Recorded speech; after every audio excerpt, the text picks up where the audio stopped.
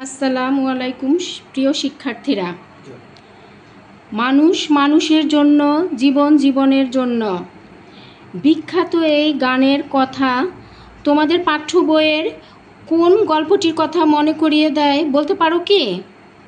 হ্যাঁ, ঠিক বলেছ, ঈশ্বরচন্দ্র বিদ্যাসাগর রচিত প্রত্যুপকার রচনাটির কথা আমাদেরকে মনে করিয়ে দেয়। এখানে আমরা লেখক পরিচিতি পরে পড়ি, আগে রচনাটি পড়ে আসি। আলী ইবনে আব্বাস নামে এক ব্যক্তি মামুন নামক খলিফার প্রিয় পাত্র ছিলেন। আলী ইবনে আব্বাস নামের একজন ব্যক্তি, খলিফা মামুন হচ্ছে ওই রাষ্ট্র বা এলাকার রাষ্ট্রপ্রধান। তার নাম খলিফা মামুন, তার প্রিয় পাত্র ছিলেন আলী ইবনে আব্বাস। তিনি বলিয়া গিয়াছেন, এখানে তিনি হচ্ছেন আলী ইবনে আব্বাসকে বোঝানো হয়েছে, আমি একদিন অপরাহ্নে খলিফার নিকটে বসিয়া আছি, এমন সময়ে হস্তপদবদ্ধ এক ব্যক্তি তাহার সম্মুখে নীত হইলেন। অপরাহ্নে শব্দের অর্থ হচ্ছে দুপুরবেলা। একদিন দুপুরবেলা আলী ইবনে আব্বাস খলিফার দরবারে, খলিফার কাছেই বসেছিলেন। এমন সময়ে হাত পা বাঁধা এক ব্যক্তিকে খলিফার সম্মুখে, অর্থ হচ্ছে সামনে আনা হলো। খলিফা আমার প্রতি এই আজ্ঞা করিলেন। খলিফা মামুন, এখানে আমি হচ্ছে আলী ইবনে আব্বাস, তাকে আজ্ঞা শব্দের অর্থ হচ্ছে তাকে আদেশ সূচক বললেন, তুমি এ ব্যক্তিকে আপন আলয়ে লইয়া গিয়া রুদ্ধ করিয়া রাখিবে এবং কল্য আমার নিকট উপস্থিত করিবে। খলিফা মামুন আলী ইবনে আব্বাসকে বললেন, আপন আলয়, আপন মানে নিজ, আলয় অর্থ বাড়িতে, নিয়ে গিয়ে রুদ্ধ করিয়া মানে বদ্ধ করিয়া, বন্ধ করিয়া রাখতে। কল্য শব্দের অর্থ হচ্ছে কাল আমার নিকট উপস্থিত করিবে, কাল আবার মামুনের কাছে নিয়ে আসবে, খলিফা মামুনের কাছে। তদীয় ভাব দর্শনে স্পষ্ট প্রতীত হইল তিনি ওই ব্যক্তির উপর অত্যন্ত ক্রুদ্ধ হইয়াছেন। তদীয় ভাব দর্শনে মানে খলিফা মামুনের কথাবার্তায়, আচরণে প্রতীত, স্পষ্ট প্রতীত মানে হচ্ছে একেবারে ক্লিয়ার বোঝা গেল তিনি ওই ব্যক্তির উপর অত্যন্ত ক্রুদ্ধ হইয়াছেন। তিনি হচ্ছেন খলিফা মামুন, ওই হাত পা বাঁধা ব্যক্তির উপর খুবই মনক্ষুণ্ণ হয়েছেন। আমি তাহাকে আপন আলয়ে আনিয়া অতি সাবধানে রুদ্ধ করিয়া রাখিলাম, কারণ যদি তিনি পালাইয়া যান। আলী ইবনে আব্বাস খলিফার কথা অনুযায়ী, আলয়ে, আমি আগেই বলেছি আলয় শব্দের অর্থ বাড়িতে, আনিয়া অর্থ এনে, তাকে সাবধানতার সাথে আটকে রাখলেন। সাবধানতার সাথে কেন আটকে রাখলেন? বন্দি যদি পালিয়ে যায় এই জন্য। আমাকে খলিফার কোপে পতিত হইতে হবে। আলী ইবনে আব্বাসকে খলিফার কোপে, কোপে শব্দের অর্থ হচ্ছে রাগে, রাগান্বিত ভাবে, পতিত মানে পড়তে হবে। কেন পড়তে হবে?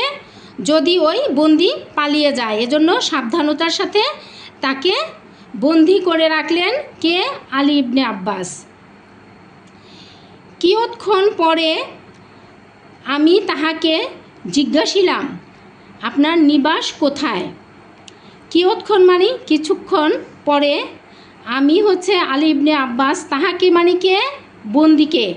জিজ্ঞাসিলাম মানে জিজ্ঞাসিল, আপনার নিবাস কোথায়? নিবাস অর্থ ঠিকানা, বাড়ি, কোথায় থাকেন আপনি? তিনি বলিলেন, বন্দি বলিলেন, ডেমাস্কাস আমার জন্মস্থান। এই ডেমাস্কাস অর্থ হচ্ছে দামেস্ক নগরী, সেখানে তার জন্মস্থান। ওই নগরের যে অংশে বৃহৎ মসজিদ আছে তথায় আমার বাস।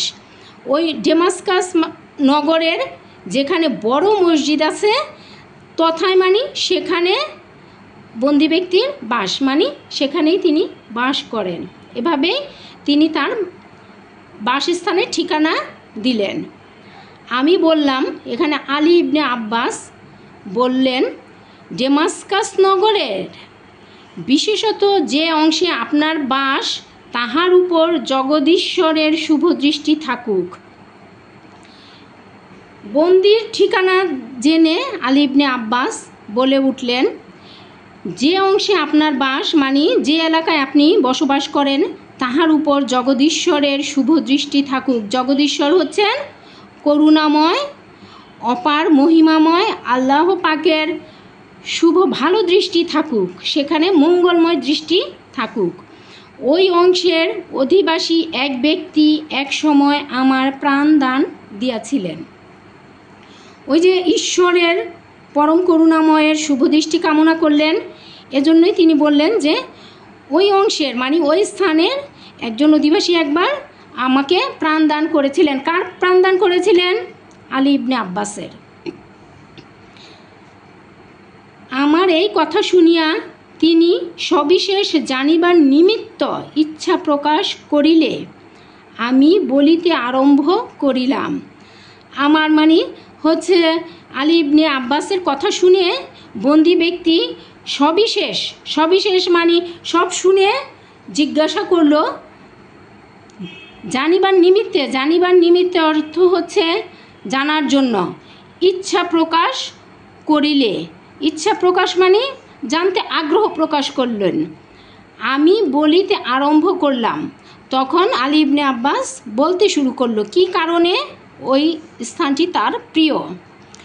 বহু বৎসর পূর্বে ডেমাস্কাসের শাসনকর্তা পদচ্যুত হইলে যিনি তদীয় পদে অধিষ্ঠিত হন আমি তাহার সমভিবেহারে তথায় গিয়েছিলাম। অনেক বছর আগের কথা, ডেমাস্কাস শাসনকর্তা তৎকালীন শাসনকর্তা পদচ্যুত হয়েছিলেন। সে সময় আলী ইবনে আব্বাস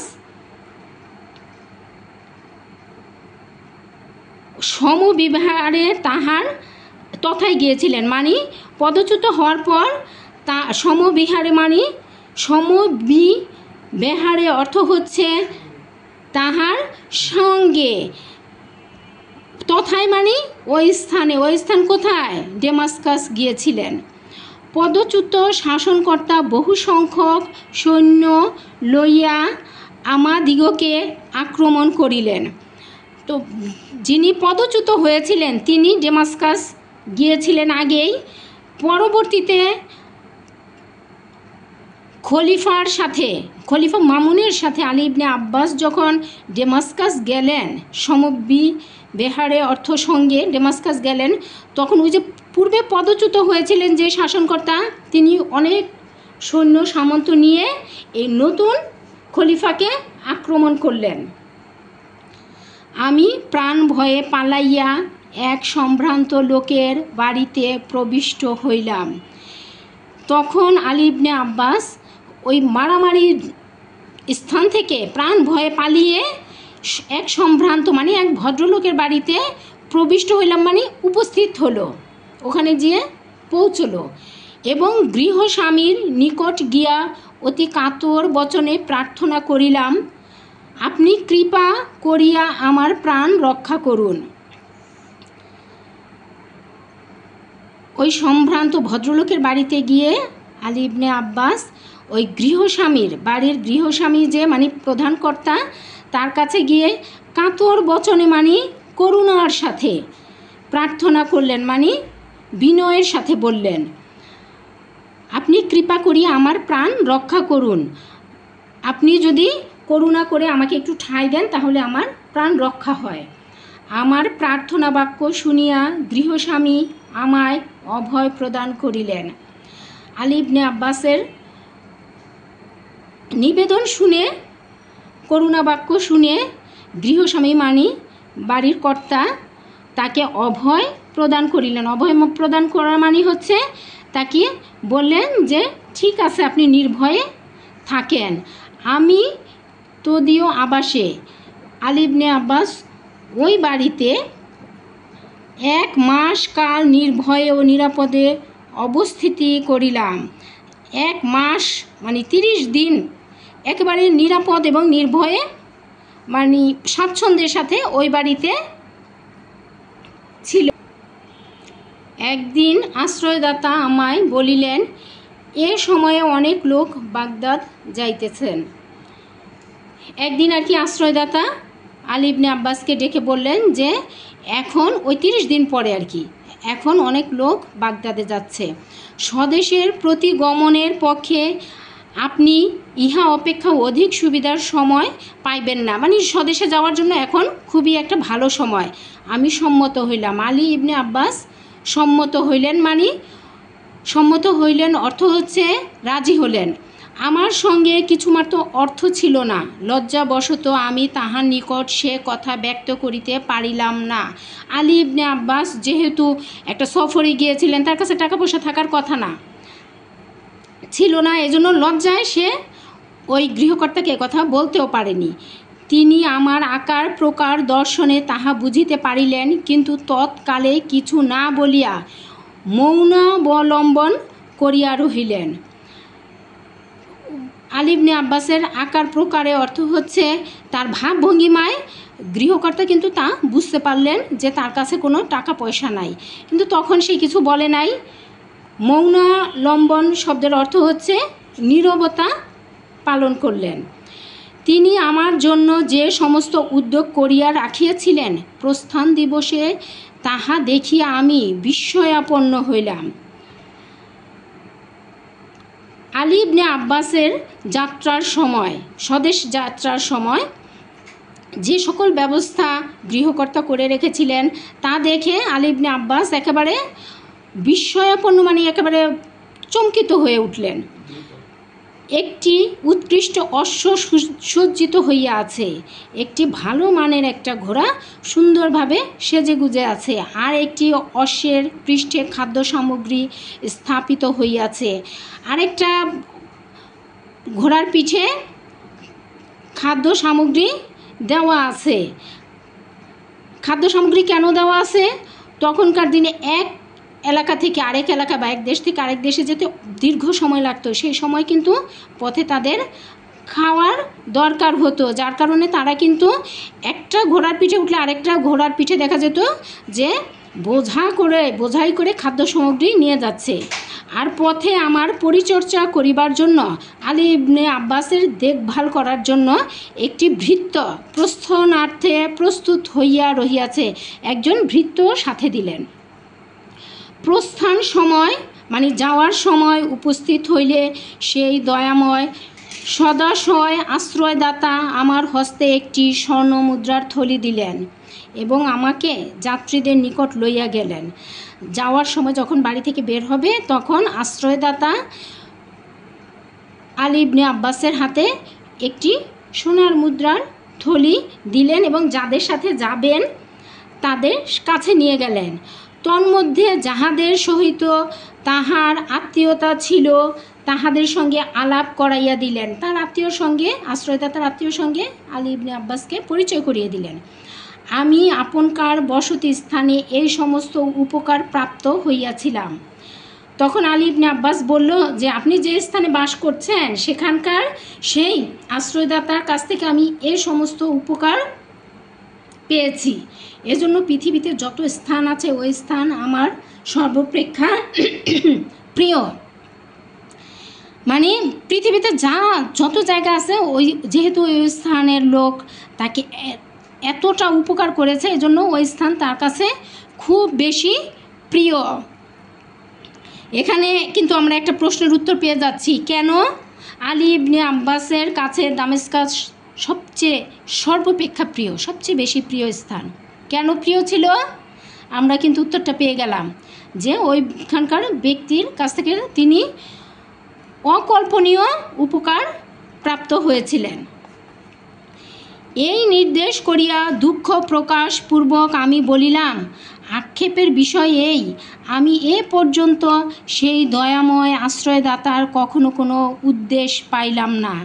এই বলে খুব দুঃখ প্রকাশ করে আলী ইবনে আব্বাস বলল যে এত দিন হয়ে গেল আমার সেই দয়াময় আশ্রয়দাতার কোনো হদিস আর আমার সাথে মিলে নাই, আমার সাথে তার দেখা হয় নাই। যদি তাহার নিকট কোনো অংশে কৃতজ্ঞতা প্রদর্শনের অবসর পাই, তাহা হইলে মৃত্যুকালে আমার কোনো ক্ষোভ থাকে না। বলল যে ওই ব্যক্তির সাথে যদি কোনোভাবে আমার দেখা হয় জীবনেও একবার, তাহলে মরার সময় আমার কোনো আফসোস আর নিয়ে আমাকে মরতে হবে না। এই কথা শুনিবা মাত্র তিনি অতিশয় আহ্লাদিত হইয়া বলিলেন, আপনার মনস্কাম পূর্ণ হইয়াছে। কে আহ্লাদিত হইলেন? বন্দি ব্যক্তিটি আহ্লাদিত হইয়া মানে খুব খুশি হইলেন। আহ্লাদিত মানে খুবই খুশি হলেন। খুশির যখন একেবারে বেশি খুশি হয় সেটাই কিন্তু আহ্লাদিত। বললেন যে আপনার মনস্কাম অর্থ হচ্ছে মনের ইচ্ছা পূরণ হয়েছে। আপনি যে ব্যক্তির উল্লেখ করিলেন সে এই, মানে আপনি যাকে খুঁজছেন, যার কথা বলছেন সেই হচ্ছে আমি। এই হতভাগ্যই আপনাকে 1 মাস কাল আপন আলোয়ে রাখিয়াছিল। বললেন যে এই আমি আপনাকে 1 মাস পর্যন্ত নিজের বাড়িতে রেখেছিলাম। তাহার এই কথা শুনিয়া আমি চমকিয়া উঠিলাম। সবিশেষে অভিনিবেশ সহকারে কিয়ৎক্ষণ নিরীক্ষণ করিয়া তাহাকে চিনিতে পারিলাম। তার এই কথা শুনে আলী ইবনে আব্বাস একেবারে চমকে উঠল, একেবারে থমকে গেল। কি ঘটনা? সবিশেষ অভিনিবেশ মানে একেবারে মনোযোগের সাথে কিছুক্ষণ নিরীক্ষণ মানে পর্যবেক্ষণ করার পর তাকে চিনতে পারলো। কে চিনতে পারলো? আলী ইবনে আব্বাস। কাকে চিনতে পারলো? বন্দি ব্যক্তিকে। আহ্লাদে পুলকিত হইয়া অশ্রুপূর্ণ নয়নে আলিঙ্গন করিলাম। আহ্লাদে মানে অতি খুশি হয়ে, পুলকিত হয়ে, একেবারে আহ্লাদে পুলকিত মানে একেবারে অত্যন্ত খুশি হয়ে অশ্রুপূর্ণ আনন্দে, শুধু কিন্তু দুঃখেই মানুষের চোখে কান্না আসে না, জল আসে না, অনেক খুশিতেও মানুষের চোখে অশ্রুতে পূর্ণ হয়। সেটাই বলছেন যে খুশিতে আমার চোখে পানি এসে গেল এবং আলী ইবনে আব্বাস বন্দি ব্যক্তিকে জড়িয়ে ধরলেন। তাহার হস্ত ও পদ হইতে লৌহ শৃঙ্খল খুলিয়া দিলাম। তার হাত পা থেকে যে লোহার যে শিকল দিয়ে তাকে বাঁধা হয়েছিল সেটা খুলে দিল এবং কি দুর্ঘটনাক্রমে তিনি খলিফার কোপে পতিত হইয়াছিলেন তাহা জানিবার নিমিত্তে নিতান্ত ব্যগ্র হইলাম। বলছেন যে কেন খলিফার এরকম কোপের মধ্যে তিনি পড়লেন সেটা জানার জন্য খুবই আগ্রহ প্রকাশ করলেন। কে? আলী ইবনে আব্বাস। তখন তিনি বলিলেন, কতিপয় নিজ প্রকৃতির লোক ঈর্ষাবশত শত্রুতা করিয়া খলিফার নিকট আমার ওপর উৎকট দোষারোপ করিয়াছে। তজ্জন্য তদীয় আদেশক্রমে হঠাৎ অবরুদ্ধ ও এখানে আনিত হইয়াছি। আসিবার সময় স্ত্রী পুত্র কন্যাদিগের সহিত দেখা করিতে দেয় নাই। বলছেন কতিপয় মানে কিছু নিচু প্রকৃতির ঈর্ষাবশত মানে একজন আরেকজনকে ঈর্ষা করে, এই ধরনের লোক আছে না, তারা শত্রুতা করে খলিফার নিকট, খলিফার কাছে তার দোষ তুলে ধরেছে এবং সেই দোষের কারণেই তাকে খলিফার আদেশে হঠাৎই হয়তো পথে চলছিল, কোথাও যাচ্ছিল, এমন সময় তাকে আটকে ফেলেছে। আসার সময় সে বাড়িতে কোনো খবর দিতে পারে নাই, স্ত্রীপুত্র কন্যার সাথেও দেখা করতে পারে নাই। বোধ করি আমার প্রাণদণ্ড হইবে। এসব বললেন যে মনে হয় আমার প্রাণদণ্ড হবে, কারণ খলিফা আমার উপর যেভাবে রেগে আছেন। অতএব আপনার নিকট বিনীত বাক্যে প্রার্থনা এই, আপনি অনুগ্রহ করিয়া আমার পরিবারবর্গের নিকট এই সংবাদ পাঠাইয়া দিবেন। তখন ওই বন্দি ব্যক্তি একেবারে বিনয়ের সাথে করুণার স্বরে আলী ইবনে আব্বাসের কাছে বললেন যে আপনি একটু দয়া করে আমার পরিবারের কাছে আমার এই দুঃখের খবরটা একটু পৌঁছে দিয়েন, তাহা হইলে আমি যথেষ্ট উপকৃত হব। মানে ওই যে পরিবারের লোকজন জানবে, কারণ তারা তো জানতে পারছে না যে হঠাৎ করে কোথায় গেল লোকটা। এই যে আমি তোমাদের প্রশ্ন করে করে পড়াচ্ছি, এতে লাভ হয় কি জানো? এতে লাভ হয় নিজেকে নিজে প্রশ্ন করে করে পড়লে কিন্তু ওই পড়াটা মনে থাকে ভালো। তাহারে প্রার্থনা শুনিয়া আমি বলিলাম, না না, আপনি এক মুহূর্তের জন্য প্রাণনাশের আশঙ্কা করিবেন না। তার কথা শুনে কার কথা? বন্দির কথা শুনে আলী ইবনে আব্বাস বললেন যে না, আপনি একেবারেই বিচলিত হবেন না, আপনি মনে কোনো ভয় পাবেন না, আপনি কোনো প্রাণনাশের আপনার কোনো আশঙ্কা নাই, এমনই আপনি মনে করতে পারেন। আপনি এই মুহূর্ত হইতে স্বাধীন, এই এখন থেকে আপনি মুক্ত, স্বাধীন মানে মুক্ত। এই বলিয়া পাথেয় স্বরূপ সহস্র স্বর্ণ মুদ্রার একটি থলি তাহার হস্তে মানে হাতে দিয়া বলিলাম, আপনি অবিলম্বে প্রস্থান করুন এবং স্নেহাস্পদ পরিবারবর্গের সহিত মিলিত হইয়া সংসার যাত্রা সম্পন্ন করুন। আপনি একেবারে মুক্ত এই মুহূর্ত থেকে। এই কথা বলে তখন তিনি আলী ইবনে আব্বাস, সহস্র অর্থ হচ্ছে হাজার টাকার স্বর্ণমুদ্রার একটা থলি তার হস্তে মানে হাতে দিয়ে বললেন যে আপনি অবিলম্বে মানে এখনই প্রস্থান করুন মানে এখনই চলে যান, আপনার স্নেহের পরিবারের সাথে যে মিলিত হন এবং তাদের সাথে বসবাস শুরু করুন। আপনাকে ছাড়িয়ে দিলাম, বলল যে আপনাকে আমি ছেড়ে দিলাম, এজন্য আমার উপর খলিফার মর্মান্তিক ক্রোধ ও দেশ জন্মিবে তাহাতে সন্দেহ নাই। কেন ক্রোধ আর দেশ জন্মিবে? ক্রোধ ও দেশ হচ্ছে একেবারে রাগের চরম পর্যায়। এখানে বলছে যে একেবারে মর্মান্তিকভাবে খলিফা আমার উপর রেগে যাবে আপনাকে ছেড়ে দিলে, তাতে কোনো সন্দেহই নাই। কিন্তু যদি আপনার প্রাণ রক্ষা করিতে পারি, তাহা হইলে সেজন্য আমি অনুমাত্র দুঃখিত হইব না।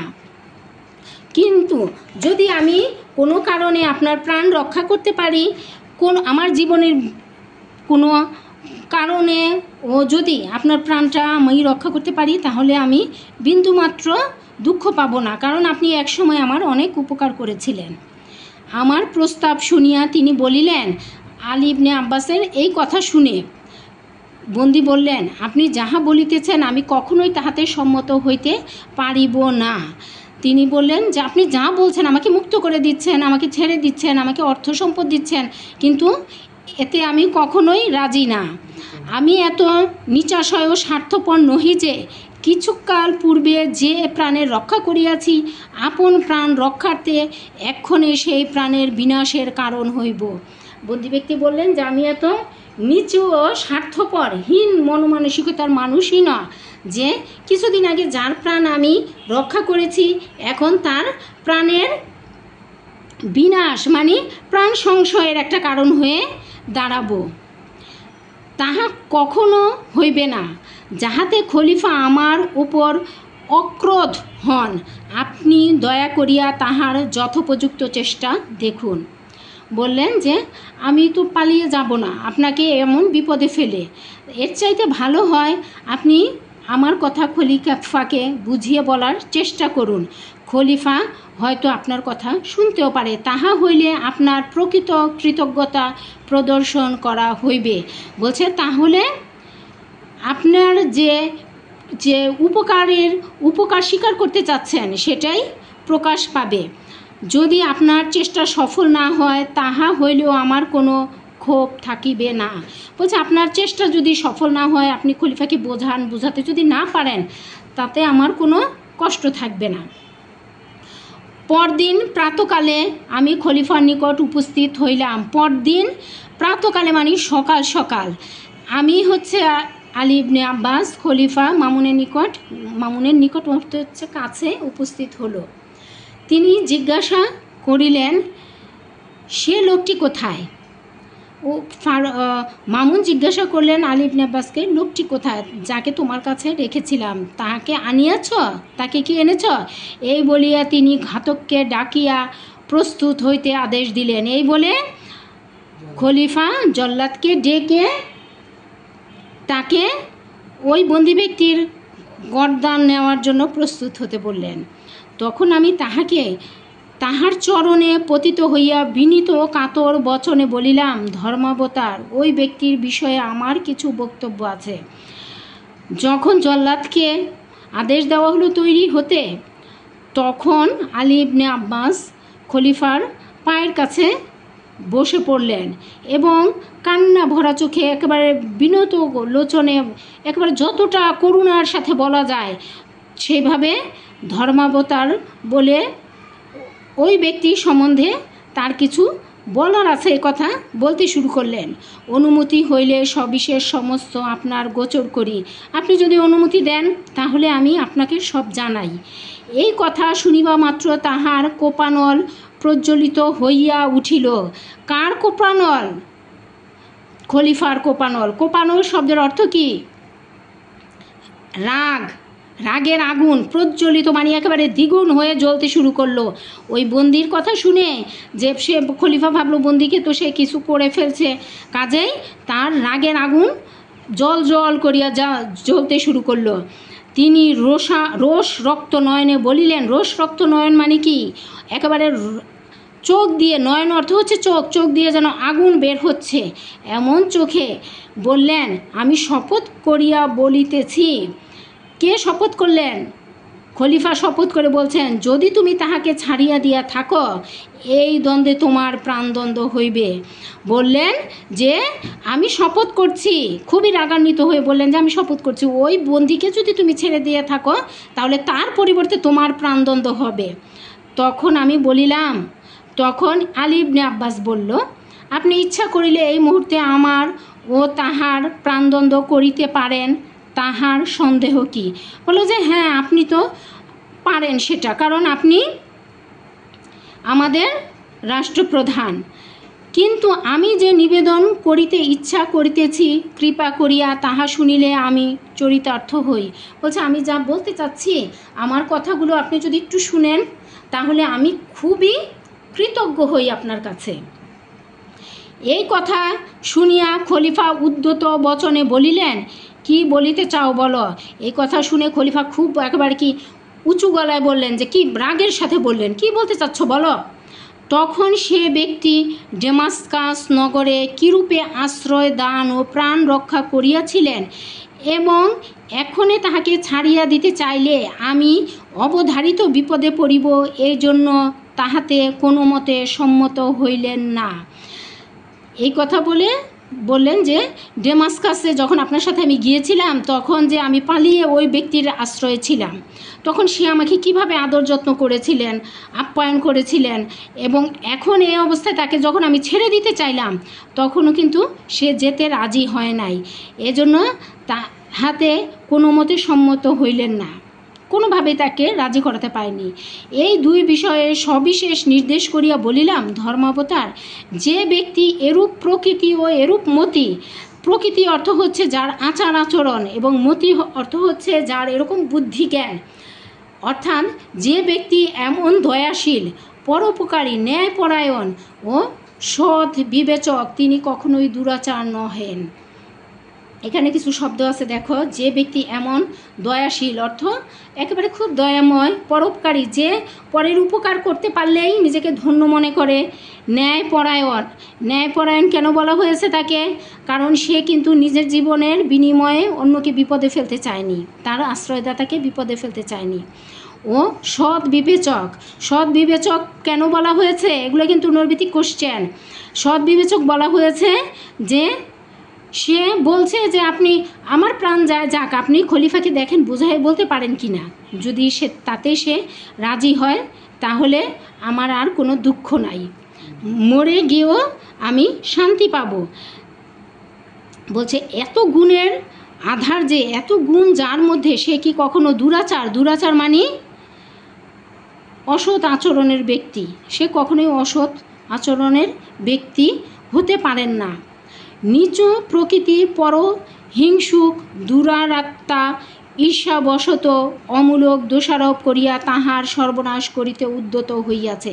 নিচু প্রকৃতির পরহিংসুক, সমাজে কিছু একেবারে নিচু প্রকৃতির লোক থাকে, পরহিংসুক, যারা সব সময় নিজেরা কিছু করতে পারেন না কিন্তু পরে কিছু করলে তাকে ঈর্ষায় দৃষ্টিতে দেখেন। দুরাত্মা, এখানে দুরাত্মা অর্থ হচ্ছে দুষ্ট ব্যক্তি। ঈর্ষাবশত মানে তার উপর হিংসা করে অমূলক দোষারোপ মানে দোষ দিয়ে তাহা সর্বনাশ করতে উদ্যত হয়েছেন মানে সর্বনাশ করার চেষ্টা করেছেন। নতুবা যাহাতে প্রাণদণ্ড হইতে পারে তিনি এরূপ কোনো দোষে দূষিত হইতে পারেন না। বলছে নতুবা এমন ভালো একজন মানুষ, এত গুণে গুণান্বিত একজন মানুষ, সে কি কখনো প্রাণদণ্ড হতে পারে? এরকম এই ধরনের আচরণ বা এই ধরনের দোষ সে কি কখনো করতে পারেন? আমার এরূপ বোধ ও বিশ্বাস হয় না। এক্ষেত্রে আপনার যেরূপ অভিরুচি হয় করুন। অভিরুচি শব্দের অর্থ ইচ্ছা। বলছে এখন আমার মনে হচ্ছে না যে ওই ব্যক্তি এই ধরনের কাজ করতে পারে, এখন আপনার যা মনে হয় আপনি করতে পারেন। খলিফা মহামতি ও অতি উন্নত চিত্ত পুরুষ ছিলেন। এখানে দেখো খলিফার গুণ প্রকাশ পেয়েছে এই বাক্যে। খলিফা অতি উন্নত এবং মহিমা মণ্ডিত লোক ছিলেন। তিনি এই সকল কথা কর্ণগোচর করিয়া কিয়ৎক্ষণ মানে কিছুক্ষণ, কর্ণগোচর অর্থ হচ্ছে শুনে, কিছুক্ষণ মৌন অবলম্বন করিয়া রহিলেন মানে কিছুক্ষণ চুপ করে রইলেন। অনন্তর প্রসন্ন বদনে বলিলেন, অনন্তর মানে তারপরে, কিছুক্ষণ পরে, প্রসন্ন মানে হাসি মুখে, বদনে মানে হাসি মুখে বলিলেন, একেবারে প্রফুল্ল হয়ে বললেন, সে ব্যক্তি যে এরূপ দয়াশীল ও ন্যায়পরায়ণ ইহা অবগত হইয়া আমি অতিশয় আহ্লাদিত হইলাম। বলছে ওই ব্যক্তি যে এতটা ভালো, তার ভিতরে যে এত দয়া মায়া এবং সে যে এত ন্যায়পরায়ণ। এইখানে কিন্তু একটা প্রশ্ন আমাদের থেকে যাচ্ছে যে ওই বন্দি ব্যক্তিকে কেন ন্যায়পরায়ণ বলা হয়েছে? কেন সে ন্যায়পরায়ণ? ন্যায়পরায়ণ মানে সত্য ন্যায়ের পথে সে কিছু সময়ের জন্য সে বিচলিত হয় নাই, সত্য ন্যায়ের পথ থেকে সরে দাঁড়ায়নি। সে কিন্তু এরকম ভাবতে পারতো যে ঠিক আছে আমাকে ছেড়ে দিচ্ছে আমি চলে যাই, কিন্তু সে কিন্তু যার প্রাণ কিছুদিন আগে বাঁচিয়েছিল তাকে প্রাণ দায়ে ফেলে পালিয়ে যেতে চায়নি। তাহলে অবশ্যই সেই ব্যক্তি ন্যায়পরায়ণ এবং দয়াশীল। অবগত হইয়া আমি অতিশয় আহ্লাদিত হইলাম। আহ্লাদিত মানে অতিশয় আনন্দিত হয়ে গেলেন, খুবই আনন্দিত হলেন। তিনি প্রাণদণ্ড হইতে অব্যাহতি পাইলেন। কে প্রাণদণ্ড হইতে অব্যাহতি পাইলেন? বন্দি ব্যক্তি। বলিতে গেলে তোমা হইতেই তাহার প্রাণ রক্ষা হইল। বলল যে বলতে গেলে তোমার জন্যই তার প্রাণ রক্ষা হইল। কার জন্য কার প্রাণ রক্ষা হইল? আলী ইবনে আব্বাসের জন্য বন্দির প্রাণ রক্ষা হইল। এখনই তাহাকে অবিলম্বে এই সংবাদ দাও ও আমার নিকটে লইয়া আসো।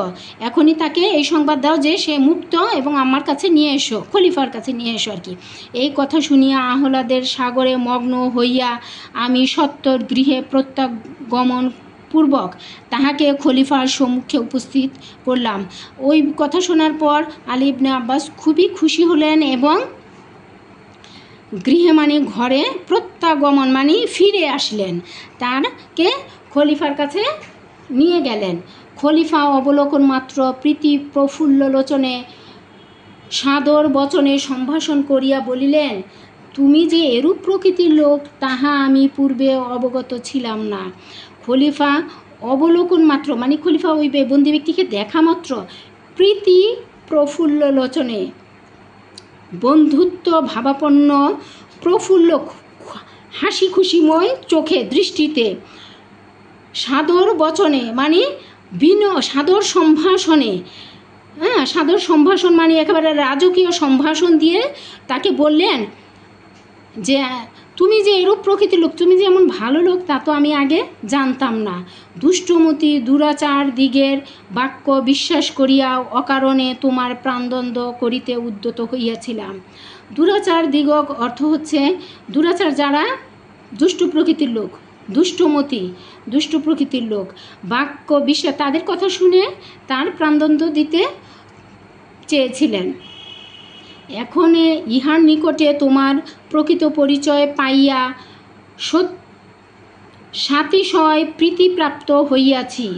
বলছে এখন আলী ইবনে আব্বাসের কাছে তোমার প্রকৃত পরিচয়, আসল পরিচয় জানতে পেরে আমি খুবই প্রীতিপ্রাপ্ত, মানে খুবই ভালো লাগছে আমার। আমি অনুমতি দিতেছি, তুমি আপন আলোয়ে প্রস্থান করো। আমি এখন তোমাকে ছেড়ে দিলাম, মুক্ত করলাম, তুমি নিজের বাড়িতে যেতে পারো। এই বলিয়া খলিফা তাহাকে মহামূল্য পরিচ্ছদ, সুসজ্জিত 10 অশ্ব, 10 খচ্চর, 10 উষ্ট্র উপহার দিলেন এবং ডেমাস্কাসের রাজপ্রতিনিধির নামে এক অনুরোধপত্র ও পাথেয় স্বরূপ বহু সংখ্যক অর্থ দিয়া তাহাকে বিদায় করিলেন। এখন দেখো, সব ভালো যার শেষ ভালো তার, তাই না? এই যে এই ব্যক্তিকে দেখো, স্বয়ং খলিফা কত উপহার দিলেন, দেখো কি কি উপহার দিলেন। মহামূল্য পরিচ্ছদ, খুব মূল্যবান পোশাক পরিচ্ছদ, তাকে ভালো জামা কাপড় পরতে দিলেন। সুসজ্জিত 10টা একেবারে সাজগোজ করা 10টা ঘোড়া, 10টা খচ্চর, 10টা উষ্ঠ মানে উট উপহার দিলেন। এবং ডেমাস্কাসের রাজপ্রতিনিধি, এবং ওই ব্যক্তি যে এলাকায় থাকেন ডেমাস্কাস, সেখানকার রাজপ্রতিনিধির নামে একটি অনুরোধপত্র পাঠিয়ে দিলেন এবং পাথেয় স্বরূপ বহু সংখ্যক অর্থ, তাকে অনেক টাকা, পাথেয় মানে হচ্ছে তার পথ খরচ হিসেবে বহু টাকা দিয়ে তাকে বিদায় করলেন। এই যে গল্পটি পড়ে আমরা কি জানতে পারলাম? জানতে পারলাম যে যে উপকার করে, কিঞ্চিৎ বিন্দুমাত্র উপকার করে, তার উপকারও কিন্তু আমাদের স্বীকার করতে হয় এবং সুযোগ পেলে তার উপকার করতে হয়, তার সেই উপকারের প্রতিদান দিতে হয়। এখানে যে গল্পটির নাম প্রত্যুপকার, মানে তুমি একজনের কাছ থেকে উপকার পেয়েছ এবং যখন তোমার সুযোগ হয়েছে সেই উপকারী ব্যক্তিকে তুমি আবার উপকার করে দিলা, এর অর্থই কিন্তু প্রত্যুপকার। এখন আমরা যা পড়লাম এটা কিন্তু খুবই গুরুত্বপূর্ণ এবং মূল্যবান তথ্যবহুল একটি রচনা। তোমরা এখান থেকে যা কিছু জানতে পারলে যে আসলে এই ভালো মানুষের কখনোই কিন্তু কি হয় না, বিপদ হয় না, তাকে মহান আল্লাহ সত্যি সত্যি কোনো না কোনো একভাবে সেখান থেকে, বিপদ থেকে পার করিয়ে নিয়ে আসেন। আজকে এই পর্যন্তই। আগামী ক্লাসে বহু নির্বাচনী এবং সৃজনশীল প্রশ্ন নিয়ে আবার তোমাদের সাথে দেখা হবে। এ পর্যন্ত তোমরা সবাই ভালো থেকো, সুস্থ থেকো এবং সহজে পড়া শিখি পাশে থেকো। আসসালামু আলাইকুম। ধন্যবাদ সবাইকে।